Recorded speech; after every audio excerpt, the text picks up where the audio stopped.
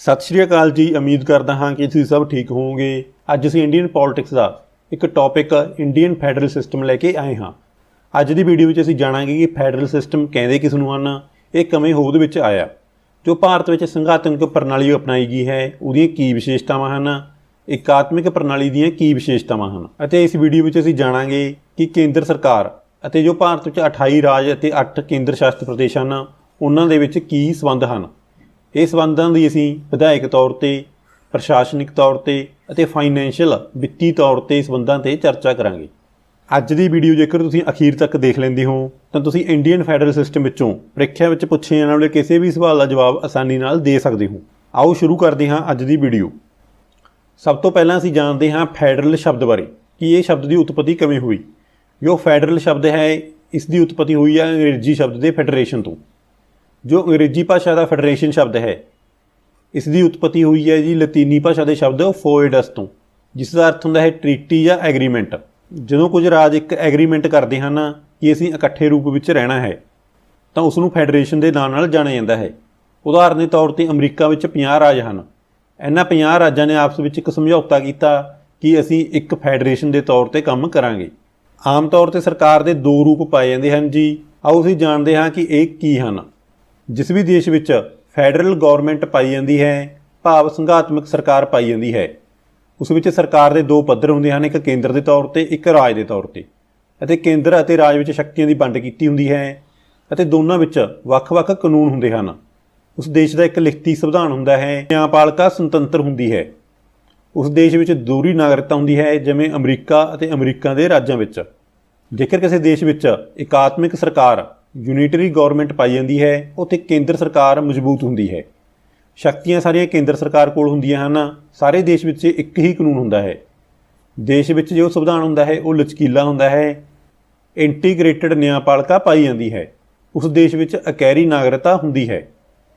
ਜੇਕਰ ਅਸੀਂ ਸਾਡੇ ਭਾਰਤ ਦੇਸ਼ ਦੀ ਗੱਲ ਕਰੀਏ, ਨਾ ਤਾਂ ਇਸ ਵਿੱਚ ਪੂਰੀ ਤਰ੍ਹਾਂ ਫੈਡਰਲ ਗੌਰਮੈਂਟ ਹੈ ਅਤੇ ਨਾ ਹੀ ਯੂਨਿਟਰੀ। ਇਹਨਾਂ ਦੋਨਾਂ ਦੀ ਮਿਕਸਅਪ ਅਸੀਂ ਕਹਿ ਸਕਦੇ ਹਾਂ ਕਿ ਭਾਰਤ ਵਿੱਚ ਸਰਕਾਰ ਪਾਈ ਜਾਂਦੀ ਹੈ। ਜੋ ਯੂਨਿਟਰੀ ਮਾਡਲ ਹੈ, ਇਕਾਤਮਿਕ ਸ਼ਾਸਨ ਪ੍ਰਣਾਲੀ, ਉਹ ਪਾਈ ਜਾਂਦੀ ਹੈ ਜੀ ਬ੍ਰਿਟੇਨ, ਫਰਾਂਸ, ਜਾਪਾਨ, ਚੀਨ, Italy, Belgium, Norway, Sweden, Spain ਆਦਿ ਦੇਸ਼ਾਂ ਵਿੱਚ। ਪੇਪਰਾਂ ਵਿੱਚ ਇਹ ਸਵਾਲ ਬਹੁਤ ਹੀ ਇੰਪੋਰਟੈਂਟ ਹੈ। ਪੇਪਰਾਂ ਵਿੱਚ ਇਹ ਸਵਾਲ ਸਿੱਧੇ ਤੌਰ 'ਤੇ ਪੁੱਛਿਆ ਜਾਂਦਾ ਹੈ ਕਿ ਦੱਸੋ ਕਿਹੜੇ ਦੇਸ਼ ਵਿੱਚ ਇਕਾਤਮਿਕ ਸ਼ਾਸਨ ਪ੍ਰਣਾਲੀ ਅਪਣਾਈ ਜਾਂਦੀ ਹੈ। ਤੁਸੀਂ ਇਹਨਾਂ ਸਾਰੇ ਦੇਸ਼ਾਂ ਨੂੰ ਯਾਦ ਰੱਖਣਾ ਹੈ ਜੀ। ਬ੍ਰਿਟੇਨ, ਜਿਸ ਨੇ ਸਾਡੇ ਉੱਤੇ ਰਾਜ ਕੀਤਾ ਹੈ, ਫਰਾਂਸ, ਜਾਪਾਨ ਅਤੇ ਚੀਨ, ਇਟਲੀ, ਬੈਲਜੀਅਮ, ਨਾਰਵੇ, ਸਵੀਡਨ ਅਤੇ ਸਪੇਨ, ਇਹਨਾਂ ਸਾਰੇ ਦੇਸ਼ਾਂ ਵਿੱਚ ਇਕਾਤਮਿਕ ਸ਼ਾਸਨ ਪ੍ਰਣਾਲੀ ਅਪਣਾਈ ਗਈ ਹੈ। ਪੇਪਰਾਂ ਵਿੱਚ ਇਹ ਵੀ ਸਵਾਲ ਪੁੱਛਿਆ ਜਾਂਦਾ ਹੈ ਕਿ ਦੱਸੋ ਹੇਠ ਲਿਖੇ ਦੇਸ਼ਾਂ ਵਿੱਚੋਂ ਕਿਸ ਦੇ ਵਿੱਚ ਸੰਘਾਤਮਕ ਸ਼ਾਸਨ ਪ੍ਰਣਾਲੀ ਅਪਣਾਈ ਗਈ ਹੈ। ਜੋ ਫੈਡਰਲ ਮਾਡਲ ਹੈ ਜੀ, ਇਹ ਅਪਣਾਇਆ ਗਿਆ ਹੈ ਸੰਯੁਕਤ ਰਾਜ ਅਮਰੀਕਾ, USA ਵਿੱਚ, ਕੈਨੇਡਾ, ਰੂਸ, ਸਵਿਟਜ਼ਰਲੈਂਡ, ਆਸਟ੍ਰੇਲੀਆ ਅਤੇ ਅਰਜਨਟੀਨਾ ਵਿੱਚ। ਇਹਨਾਂ ਦੇਸ਼ਾਂ ਨੂੰ ਵੀ ਤੁਸੀਂ ਯਾਦ ਰੱਖਣਾ ਹੈ। ਤੁਸੀਂ ਪਿਛਲੇ ਸਾਲਾਂ ਦਾ ਕੋਈ ਵੀ ਪੇਪਰ ਚੱਕ ਕੇ ਦੇਖ ਲਓ, ਉਹਨਾਂ ਦੇ ਵਿੱਚ ਇਹ ਸਵਾਲ ਜ਼ਰੂਰ ਪੁੱਛਿਆ ਗਿਆ ਹੈ। ਇਸ ਲਈ ਤੁਸੀਂ ਇਹਨਾਂ ਦੇਸ਼ਾਂ ਦੇ ਨਾਂ ਯਾਦ ਰੱਖਣੇ ਹਨ ਕਿ ਕਿਹਨਾਂ ਦੇਸ਼ਾਂ ਵਿੱਚ ਇਕਾਤਮਿਕ ਸ਼ਾਸਨ ਪ੍ਰਣਾਲੀ ਅਤੇ ਕਿਹੜਿਆਂ ਵਿੱਚ ਸੰਘਾਤਮਕ ਸ਼ਾਸਨ ਪ੍ਰਣਾਲੀ ਅਪਣਾਈ ਗਈ ਹੈ। ਸਭ ਤੋਂ ਪਹਿਲਾਂ ਜੋ ਫੈਡਰਲ ਗੌਰਮੈਂਟ ਸੀ ਜੀ, ਇਹ ਅਪਣਾਈ ਗਈ ਸੀ ਸੰਯੁਕਤ ਰਾਜ ਅਮਰੀਕਾ ਵਿੱਚ 4 ਮਾਰਚ 1799 ਈਸਵੀ ਵਿੱਚ। ਇਸ ਤੋਂ ਬਾਅਦ ਫੈਡਰਲ ਸਿਸਟਮ ਅਪਣਾਇਆ ਗਿਆ ਸੀ ਕੈਨੇਡਾ ਵਿੱਚ 1867 ਈਸਵੀ ਵਿੱਚ। ਜੇਕਰ ਪੇਪਰਾਂ ਵਿੱਚ ਸਵਾਲ ਪੁੱਛਿਆ ਜਾਂਦਾ ਹੈ ਕਿ ਸਭ ਤੋਂ ਪਹਿਲਾਂ ਸੰਘਾਤਮਕ ਸ਼ਾਸਨ ਪ੍ਰਣਾਲੀ ਕਿਹੜੇ ਦੇਸ਼ ਨੇ ਅਪਣਾਈ ਸੀ, ਤਾਂ ਤੁਹਾਡਾ ਉੱਤਰ ਹੋਵੇਗਾ ਸੰਯੁਕਤ ਰਾਜ ਅਮਰੀਕਾ। ਜੇਕਰ ਪੇਪਰਾਂ ਵਿੱਚ ਸਵਾਲ ਪੁੱਛਿਆ ਜਾਂਦਾ ਹੈ ਕਿ ਭਾਰਤ ਵਿੱਚ ਜੋ ਪ੍ਰਣਾਲੀ ਅਪਣਾਈ ਗਈ ਹੈ ਉਹ ਕਿਹੜੇ ਦੇਸ਼ 'ਤੇ ਆਧਾਰਿਤ ਹੈ, ਉਹ ਹੈ ਜੀ ਕੈਨੇਡਾ ਦੇਸ਼ 'ਤੇ। ਜੋ ਸਾਡਾ ਭਾਰਤ ਦੇਸ਼ ਹੈ ਜੀ, ਇਸ ਦੇ ਵਿੱਚ ਨਾ ਤਾਂ ਪੂਰੀ ਤਰ੍ਹਾਂ ਇਕਾਤਮਿਕ ਸ਼ਾਸਨ ਪ੍ਰਣਾਲੀ, ਨਾ ਹੀ ਸੰਘਾਤਮਕ ਸ਼ਾਸਨ ਪ੍ਰਣਾਲੀ ਅਪਣਾਈ ਗਈ ਹੈ। ਭਾਰਤ ਵਿੱਚ ਦੋਨਾਂ ਦੀ ਮਿਕਸਅਪ ਹੈ ਜੀ। ਕੁਝ ਵਿਸ਼ੇਸ਼ਤਾਵਾਂ ਇਕਾਤਮਿਕ ਪ੍ਰਣਾਲੀ ਦੀਆਂ ਹਨ ਅਤੇ ਕੁਝ ਸੰਘਾਤਮਕ ਪ੍ਰਣਾਲੀ ਦੀਆਂ। ਆਓ ਅਸੀਂ ਹੁਣ ਵਿਸਥਾਰ ਵਿੱਚ ਜਾਣਦੇ ਹਾਂ ਭਾਰਤ ਵਿੱਚ ਇਹਨਾਂ ਪ੍ਰਣਾਲੀ ਦੀਆਂ ਵਿਸ਼ੇਸ਼ਤਾਵਾਂ। ਸਭ ਤੋਂ ਪਹਿਲਾਂ ਅਸੀਂ ਗੱਲ ਕਰਦੇ ਹਾਂ ਜੋ ਇੰਡੀਅਨ ਵਿੱਚ ਫੈਡਰਲ ਸਿਸਟਮ ਅਪਣਾਇਆ ਗਿਆ ਹੈ ਉਹਦੀਆਂ ਕੀ ਵਿਸ਼ੇਸ਼ਤਾਵਾਂ ਹਨ। ਫੈਡਰਲ ਸਿਸਟਮ ਵਾਸਤੇ ਜ਼ਰੂਰੀ ਹੈ ਜੀ ਲਿਖਤੀ ਸੰਵਿਧਾਨ। ਜੋ ਭਾਰਤ ਦਾ ਸੰਵਿਧਾਨ ਹੈ ਜੀ, ਇਹ ਦੁਨੀਆ ਦਾ ਸਭ ਤੋਂ ਵੱਡਾ ਲਿਖਤੀ ਸੰਵਿਧਾਨ ਹੈ। ਜੋ ਭਾਰਤ ਦਾ ਸੰਵਿਧਾਨ ਸੀ ਇਹ 26 ਨਵੰਬਰ 1949 ਨੂੰ ਬਣ ਕੇ ਤਿਆਰ ਹੋ ਗਿਆ ਸੀ ਅਤੇ 26 ਜਨਵਰੀ 1950 ਨੂੰ ਲਾਗੂ ਕੀਤਾ ਗਿਆ ਸੀ। ਜਦੋਂ ਭਾਰਤ ਦਾ ਸੰਵਿਧਾਨ 26 ਜਨਵਰੀ 1950 ਨੂੰ ਲਾਗੂ ਕੀਤਾ ਗਿਆ ਸੀ ਤਾਂ ਇਸ ਦੇ ਵਿੱਚ 395 ਅਨੁਛੇਦ, 395 ਆਰਟੀਕਲ, 22 ਭਾਗ ਤੇ 8 ਅਨੁਸੂਚੀਆਂ ਵਿੱਚ ਇਹ ਵੰਡਿਆ ਗਿਆ ਸੀ। ਮੂਲ ਸੰਵਿਧਾਨ ਵਿੱਚ ਪੁੱਛ ਲਿਆ ਜਾਂਦਾ ਹੈ ਕਿ ਕਿੰਨੇ ਅਨੁਛੇਦ, ਕਿੰਨੇ ਭਾਗ ਤੇ ਅਨੁਸੂਚੀਆਂ ਸਨ। ਮੂਲ ਸੰਵਿਧਾਨ ਵਿੱਚ ਸਨ 395 ਆਰਟੀਕਲ, 22 ਪਾਰਟ ਤੇ 8 ਸ਼ਡਿਊਲ। ਜੇਕਰ ਅਸੀਂ ਵਰਤਮਾਨ ਸਮੇਂ 2021 ਦੀ ਗੱਲ ਕਰੀਏ ਤਾਂ ਭਾਰਤ ਦੇ ਸੰਵਿਧਾਨ ਵਿੱਚ ਟੋਟਲ 448 ਆਰਟੀਕਲਾਂ ਤੋਂ ਵੀ ਵੱਧ ਹੋ ਚੁੱਕੇ ਹਨ ਤੇ ਭਾਰਤ ਦਾ ਸੰਵਿਧਾਨ 25 ਭਾਗਾਂ ਵਿੱਚ ਵੰਡਿਆ ਜਾ ਚੁੱਕਿਆ ਹੈ ਅਤੇ 12 ਅਨੁਸੂਚੀਆਂ ਇਸ ਵਿੱਚ ਸ਼ਾਮਲ ਹੋ ਚੁੱਕੀਆਂ ਹਨ। ਇੱਕ ਤੁਹਾਡਾ ਡਾਊਟ ਹੋਵੇਗਾ ਕਿ ਭਾਰਤ ਦੇ ਸੰਵਿਧਾਨ ਵਿੱਚ ਹੁਣ 395 ਅਨੁਛੇਦ ਹਨ ਜਾਂ 448 ਪਲੱਸ। ਜੋ ਸੰਵਿਧਾਨ ਵਿੱਚ ਆਰਟੀਕਲਾਂ ਦੀ ਨੰਬਰਿੰਗ ਹੈ ਉਹ 1 2 3 4 5 ਤੋਂ ਸ਼ੁਰੂ ਹੁੰਦੀ ਹੋਈ ਐਂਡ ਵਾਲਾ ਜੋ ਅਨੁਛੇਦ ਆਰਟੀਕਲ ਹੈ ਉਹ ਹੈ 395। ਇਹਨਾਂ 395 ਅਨੁਛੇਦਾਂ ਦੇ ਵਿੱਚ ਕੁਝ ਅਨੁਛੇਦ ਸ਼ਾਮਲ ਕਰ ਦਿੱਤੇ ਗਏ ਹਨ ਜਿਵੇਂ 21A, 51A ਆਦਿ। ਅਤੇ ਜੇਕਰ ਅਸੀਂ ਇਹ ਜੋ ਆਰਟੀਕਲ ਵਿੱਚ ਸ਼ਾਮਲ ਕੀਤੇ ਗਏ ਹਨ ਇਹਨਾਂ ਦੀ ਗਿਣਤੀ ਕਰੀਏ ਤਾਂ ਹੀ ਭਾਰਤ ਦੇ ਸੰਵਿਧਾਨ ਵਿੱਚ ਆਰਟੀਕਲਾਂ ਦੀ ਗਿਣਤੀ 448 ਪਲੱਸ ਬਣਦੀ ਹੈ। ਇਸੇ ਤਰ੍ਹਾਂ ਜੋ ਸੰਵਿਧਾਨ ਦੇ ਭਾਗ ਹਨ ਉਹ ਸ਼ੁਰੂ 1 ਨੰਬਰ ਤੋਂ ਹੁੰਦੇ ਹਨ। ਜੋ ਐਂਡ ਵਾਲਾ ਭਾਗ ਹੈ ਉਹ 22ਵਾਂ ਹੈ। ਇਹਨਾਂ 22 ਪਾਰਟਾਂ ਦੇ ਅੰਦਰ ਹੀ ਜਿਵੇਂ ਸੰਵਿਧਾਨ ਦੇ ਵਿੱਚ ਮੌਲਿਕ ਕਰਤੱਵ ਜੋੜੇ ਗਏ ਹਨ ਉਹ ਜੋੜੇ ਗਏ ਹਨ ਭਾਗ 4A ਦੇ ਵਿੱਚ। ਇਸ ਪ੍ਰਕਾਰ ਭਾਰਤ ਦੇ ਸੰਵਿਧਾਨ ਵਿੱਚ 3 ਭਾਗ ਜੋੜ ਦਿੱਤੇ ਗਏ ਹਨ ਅਤੇ ਟੋਟਲ ਭਾਗ ਬਣ ਗਏ ਹਨ 25। ਪਰੰਤੂ ਜੋ ਐਂਡ ਵਾਲਾ ਨੰਬਰ ਹੈ ਪਾਰਟਾਂ ਦਾ ਉਹ ਹੈ 22 ਨੰਬਰ ਹੀ। ਅਨੁਸੂਚੀਆਂ 9ਵੀਂ, 10ਵੀਂ, 11ਵੀਂ, 12ਵੀਂ ਇਹ ਅਲੱਗ ਤੋਂ ਸ਼ਾਮਲ ਕੀਤੀ ਗਈ ਹੈ। ਹੁਣ ਤੁਹਾਡਾ ਇਹ ਡਾਊਟ ਦੂਰ ਹੋ ਗਿਆ ਹੋਵੇਗਾ ਕਿ ਜੋ ਭਾਰਤ ਦੇ ਸੰਵਿਧਾਨ ਵਿੱਚ ਆਰਟੀਕਲ ਹਨ ਉਹਨਾਂ ਦੀ ਨੰਬਰਿੰਗ 1 ਤੋਂ 395 ਤੱਕ ਹੈ, ਪਰੰਤੂ ਜੋ ਵਿੱਚ ਅਨੁਛੇਦ ਸ਼ਾਮਲ ਕੀਤੇ ਗਏ ਹਨ ਉਹਨਾਂ ਦੀ ਗਿਣਤੀ ਕਰਨ ਦੇ ਅਨੁਛੇਦ 448 ਪਲੱਸ ਬਣ ਜਾਂਦੇ ਹਨ। ਸੰਵਿਧਾਨ ਦੇ ਭਾਗ 1 ਤੋਂ 22 ਤੱਕ ਹੀ ਹਨ, ਪਰੰਤੂ ਜੋ 4A ਜਾਂ ਕੁਝ ਹੋਰ ਸੰਵਿਧਾਨ ਵਿੱਚ ਭਾਗ ਸ਼ਾਮਲ ਕੀਤੇ ਗਏ ਹਨ ਉਹਨਾਂ ਦੀ ਗਿਣਤੀ ਕਰਨ ਤੇ 25 ਭਾਗ ਬਣ ਜਾਂਦੇ ਹਨ। ਭਾਰਤ ਦੀ ਸੰਘਾਤਮਕ ਪ੍ਰਣਾਲੀ ਹੈ ਜੀ, ਇਹਦੀ ਦੂਸਰੀ ਵਿਸ਼ੇਸ਼ਤਾ ਹੈ ਕਠੋਰ ਤੇ ਲਚਕੀਲਾ ਸੰਵਿਧਾਨ। ਜੇਕਰ ਸੰਵਿਧਾਨ ਦੇ ਵਿੱਚ ਕੋਈ ਸੋਧ ਕਰਨੀ ਹੈ ਤਾਂ ਉਹ ਆਰਟੀਕਲ 368 ਦੇ ਅਧੀਨ ਕੀਤੀ ਜਾਂਦੀ ਹੈ। ਇਹ ਇੱਕ ਸਪੈਸ਼ਲ ਮੈਜੋਰਟੀ ਦੇ ਆਧਾਰ ਤੇ ਕੀਤੀ ਜਾਂਦੀ ਹੈ। ਭਾਰਤ ਵਿੱਚ ਸੰਵਿਧਾਨ ਦੀ ਸਰਵਉੱਚਤਾ ਹੈ। ਜੇਕਰ ਕੋਈ ਵੀ ਕਾਨੂੰਨ ਅਜਿਹਾ ਪਾਸ ਕਰ ਦਿੱਤਾ ਜਾਂਦਾ ਹੈ ਜੋ ਸੰਵਿਧਾਨ ਦੀ ਮੂਲ ਭਾਵਨਾ ਦੇ ਵਿਰੁੱਧ ਹੈ ਤਾਂ ਉਸ ਨੂੰ ਨਿਆਂਪਾਲਿਕਾ ਰੱਦ ਕਰ ਸਕਦੀ ਹੈ। ਭਾਰਤ ਵਿੱਚ ਦੋਹਰੀ ਸ਼ਾਸਨ ਪ੍ਰਣਾਲੀ ਅਪਣਾਈ ਗਈ ਹੈ। ਇੱਕ ਸਰਕਾਰ ਕੇਂਦਰ ਦੇ ਤੌਰ ਤੇ ਕੰਮ ਕਰਦੀ ਹੈ ਅਤੇ ਰਾਜਾਂ ਦੇ ਵਿੱਚ ਰਾਜ ਸਰਕਾਰਾਂ ਕੰਮ ਕਰਦੀਆਂ ਹਨ। ਭਾਰਤ ਵਿੱਚ 2 ਸਦਨੀ ਮੰਡਲ ਹੈ ਜਿਸ ਨੂੰ ਅਸੀਂ ਸੰਸਦ ਦੇ ਨਾਂ ਨਾਲ ਜਾਣਦੇ ਹਾਂ ਜੀ। ਉੱਪਰਲੇ ਸਦਨ ਨੂੰ ਕਹਿੰਦੇ ਹਨ ਰਾਜ ਸਭਾ ਅਤੇ ਹੇਠਲੇ ਸਦਨ ਨੂੰ ਕਹਿੰਦੇ ਹਨ ਲੋਕ ਸਭਾ।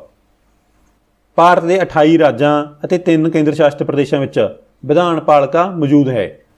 ਭਾਰਤ ਵਿੱਚ ਜੋ ਨਿਆਂਪਾਲਿਕਾ ਹੈ ਜੀ ਇਹਨੂੰ ਸੁਤੰਤਰ ਰੱਖਿਆ ਗਿਆ ਹੈ।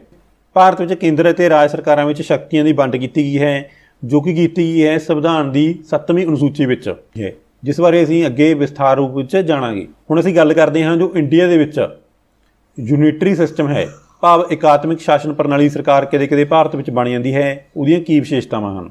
ਭਾਰਤ ਦੇ ਸੰਵਿਧਾਨ ਵਿੱਚ ਕਿਤੇ ਵੀ ਸੰਘਾਤਮਕ ਸ਼ਬਦ ਫੈਡਰਲ ਸ਼ਬਦ ਦੀ ਵਰਤੋਂ ਨਹੀਂ ਕੀਤੀ ਗਈ ਹੈ।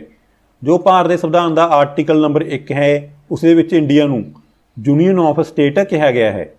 ਪੇਪਰਾਂ ਵਿੱਚ ਇਹ ਸਵਾਲ ਅਕਸਰ ਹੀ ਪੁੱਛ ਲਿਆ ਜਾਂਦਾ ਹੈ ਕਿ ਭਾਰਤ ਨੂੰ ਆਰਟੀਕਲ 1 ਦੇ ਵਿੱਚ ਕੀ ਕਿਹਾ ਗਿਆ ਹੈ। ਆਰਟੀਕਲ 1 ਦੇ ਵਿੱਚ ਭਾਰਤ ਨੂੰ ਯੂਨੀਅਨ ਆਫ ਸਟੇਟ ਕਿਹਾ ਗਿਆ ਹੈ। ਇਹ ਯਾਦ ਰੱਖਣਾ ਹੈ ਕਿ ਸੰਘਾਤਮਕ ਸ਼ਬਦ ਦੀ ਵਰਤੋਂ ਭਾਰਤ ਦੇ ਸੰਵਿਧਾਨ ਵਿੱਚ ਕਿਤੇ ਵੀ ਨਹੀਂ ਕੀਤੀ ਗਈ।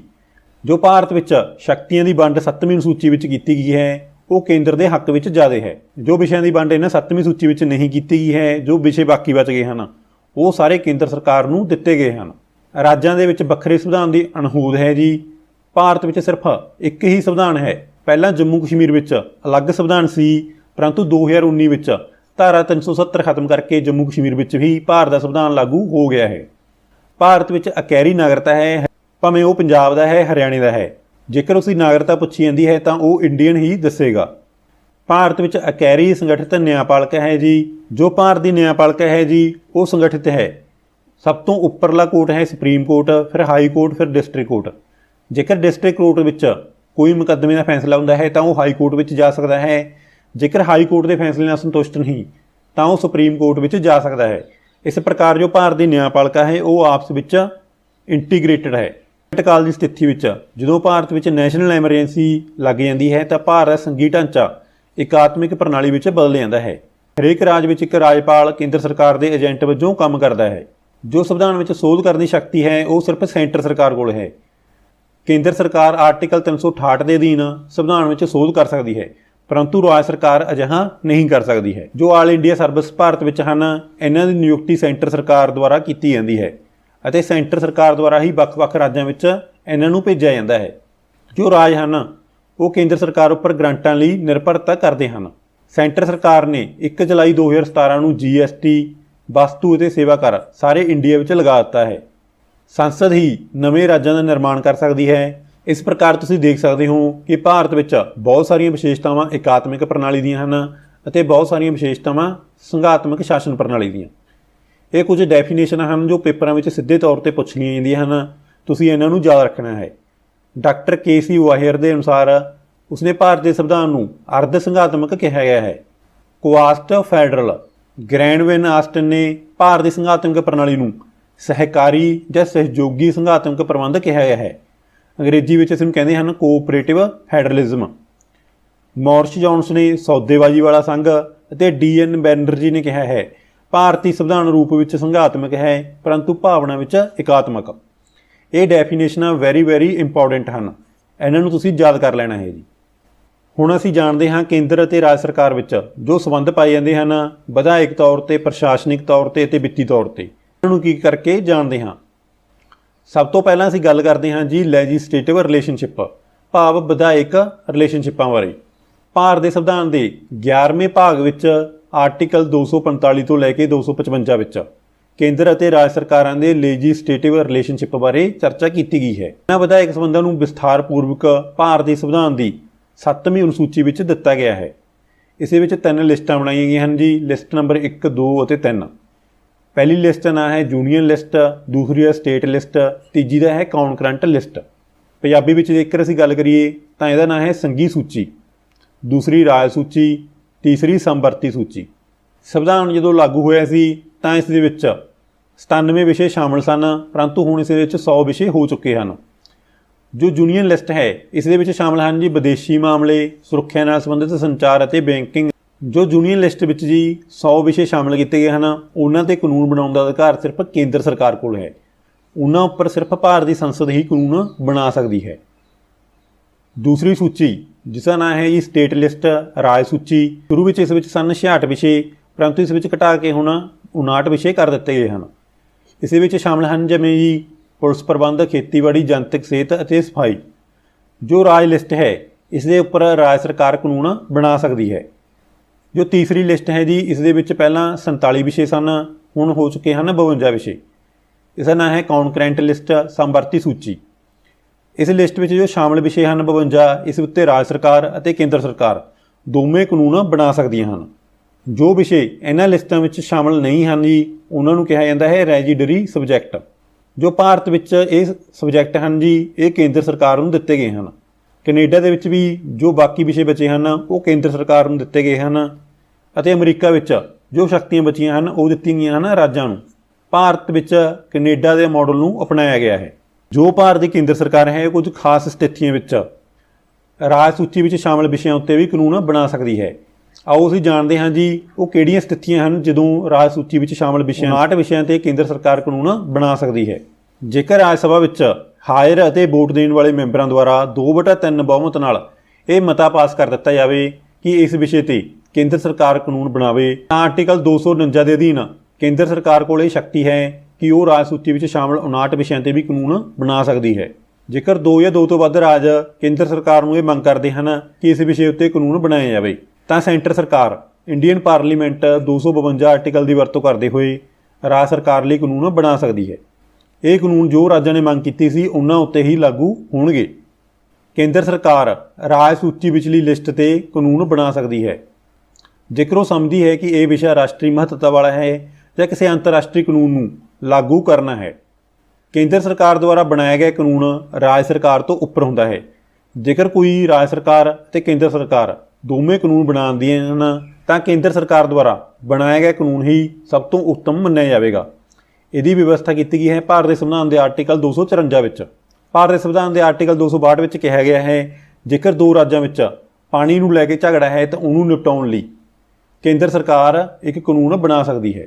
ਜਿਸ ਪ੍ਰਕਾਰ ਤੁਹਾਨੂੰ ਪਤਾ ਹੈ ਕਿ ਰਾਵੀ ਅਤੇ ਬਿਆਸ ਨਦੀ ਦੇ ਪਾਣੀ ਨੂੰ ਲੈ ਕੇ ਪੰਜਾਬ, ਹਰਿਆਣਾ, ਰਾਜਸਥਾਨ, ਕਾਵੇਰੀ ਨਦੀ ਦੇ ਪਾਣੀ ਨੂੰ ਲੈ ਕੇ ਕਰਨਾਟਕਾ, ਤਾਮਿਲਨਾਡੂ ਅਤੇ ਕੇਰਲਾ ਆਦਿ ਰਾਜਾਂ ਵਿੱਚ ਝਗੜਾ ਚੱਲਦਾ ਰਹਿੰਦਾ ਹੈ।